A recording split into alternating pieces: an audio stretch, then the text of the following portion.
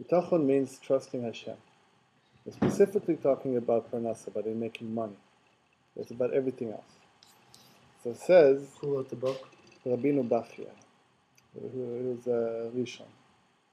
So he says, the great to'elet, achata to'alot sheyesh le'oved Hashem ha'bitachon, the greatest benefit that someone who serves Hashem has from having bitachon is this will bring him to hasagat shlemut b'torah v'avodat Hashem. This will bring him to the complete level of Torah and service of Hashem, which means learning Torah without bitachon is an incomplete service of Hashem. The real level of serving Hashem and the real level of knowing Hashem, and this is also preparation for prophecy and for the highest levels of knowing God, as we know that there's preparatory tracks for the prophets that have to do with your midos and with your fulfillment of Torah and mitzvot. The highest level is to go into the world and make parnasa and worry about parnasa and know that Hashem's taking care of it. Worry about it? So to be challenged, to go in and put yourself in a place where you're subjugated by the material physical world, and there to have your bitachon in Hashem come out. That's the highest level of service of Hashem. And then because these trials that have to do with parnasa are even greater, as we learn in Torah, Parshas Noach. Exactly. The tirdas parnasa, that the worries about parnasa bring a person to be mekayim bechol meodecha, to the highest level of service of Hashem, more than it's just through learning Torah and keeping the mitzvot. שהידי שהוא בוטח באלוקיו כמו שהעבד חייב לבטוח על אדוניו, when he trusts Hashem the way a servant trusts his master, he has menuchat hanefesh מהדאגות. He doesn't have any דאגות. He doesn't have any worries. והוא יכול להתמסר לעבודת Hashem, and he can give himself over completely to the service of Hashem. ואי אפשר לו לאדם להיות משוחרר מדאגות. Now it's impossible for a man to be free of דאגות, of worries. This is the key thing. Only if you trust Hashem, that's the only way to be free. You can have millions and millions of dollars, you still have worries, and your life is incomplete, and you still have what to worry about. The only one who really has nothing to worry about is someone who trusts Hashem. If he doesn't trust Hashem, it means it means you trust something else. Maybe you trust other people. Maybe you have parents who are rich. Maybe you have brothers or friends, or you think this guy is going to give me, or this guy is going to take care of me, this guy is going to take care of me. Anytime you're looking for someone else to take care of you other than Hashem, it's avodah zarah. Yeah. Hashem takes care of you through people around you. But the second you start thinking that those people are where your blessing comes from, that's when you become avodah zarah. Other people, or be'oshro, maybe you have money, so you trust your own money. That's where your bitachon is. Or be'chokhmato ve'kocho, maybe you don't have money, but you have wisdom and you have great strength.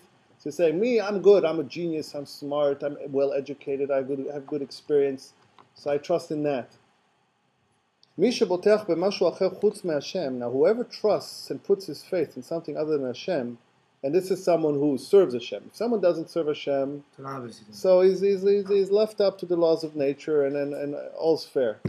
I'm talking here we're just talking about someone who wants to serve Hashem. That's why you see a lot of people are doing tshuva, people are coming close to Torah mitzvot, and they see that they have great trials and tribulations in their lives.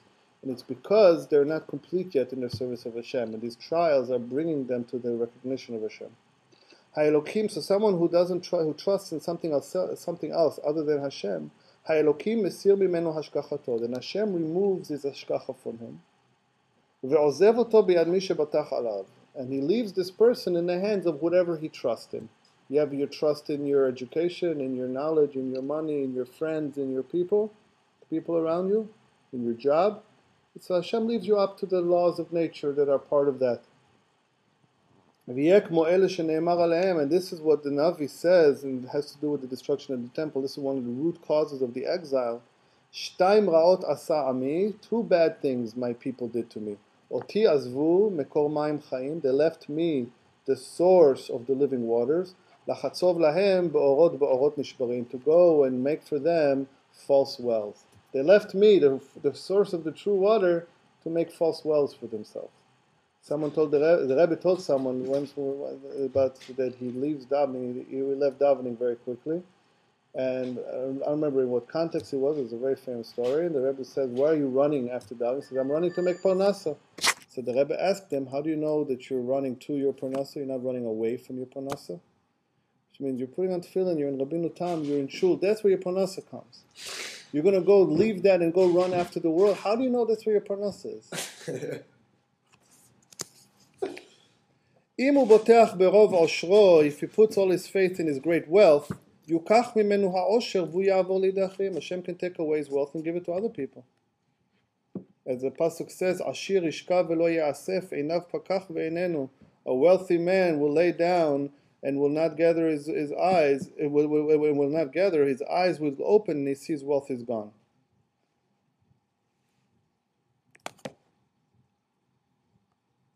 Are they playing drums down there? I don't know. No, it's from the gym upstairs. And some other people, look, someone who has wealth and he doesn't share it, for example. Sometimes someone has great wealth, so he's secured financially, but he still worries. He worries about life, he worries about things. Not only that, many times the wealth itself becomes just him losing his soul and bring all the evil onto him.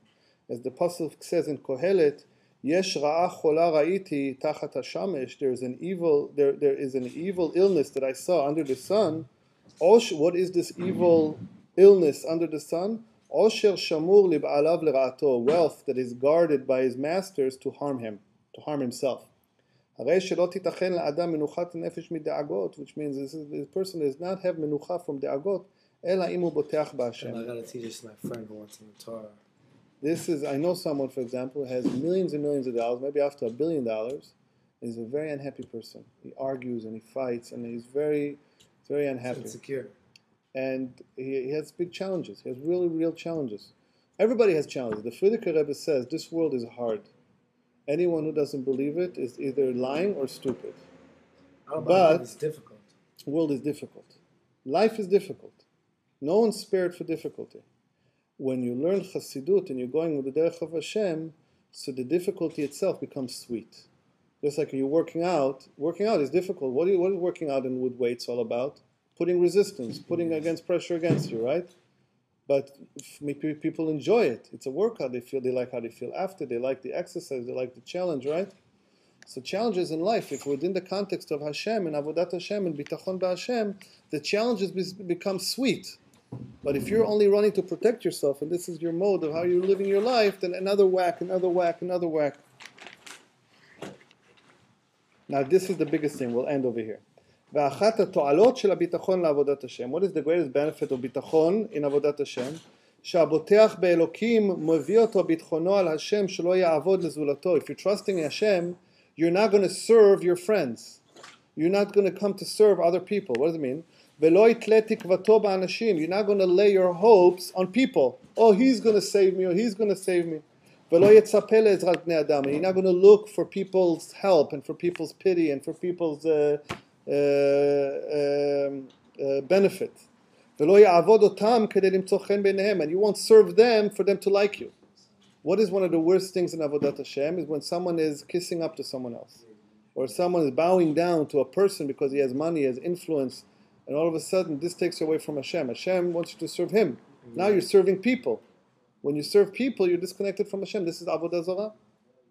V'lo yachanif lahem. You wouldn't. The word is kisap. There's a nicer word for it. I don't know what it is. Chanifa. Chanifa is one of the worst things you can do. To give chanifa or to receive chanifa are two of the worst midot. Rav Chaim Vital in the sefer that he wrote for the Mekubalim to come and have Ruach HaKodesh. One of the worst midot that he says, next to kaas, to anger, and to sheker, and to lies, is chanifa. Because when you're going to machanif to someone else, you're talking nice, you're pretending to be nice to someone. It's the worst type of lying. And to accept it from someone else is even worse. It says that someone, if someone comes to kiss up to you, and you accept it, it's as bad as when you're kissing up to someone else. When someone comes to give you chanifa, he's coming to kill you. If someone comes to give you chanifa, it's because they want something from you, or they want to take advantage of you, or they actually are talking about you badly. And those are the things of chanifa. Someone who is straight with you behind your back is going to be straight with you in front of you. Yeah. There's not going to be changes. And you're also not going to go and start accepting other people's opinion if they're going against God. And you will fear from anyone. You will fear no one, like Avraham Avinu. all because your bitachon is in Hashem and not in this world. Baruch Hashem le'olam, amen v'amen.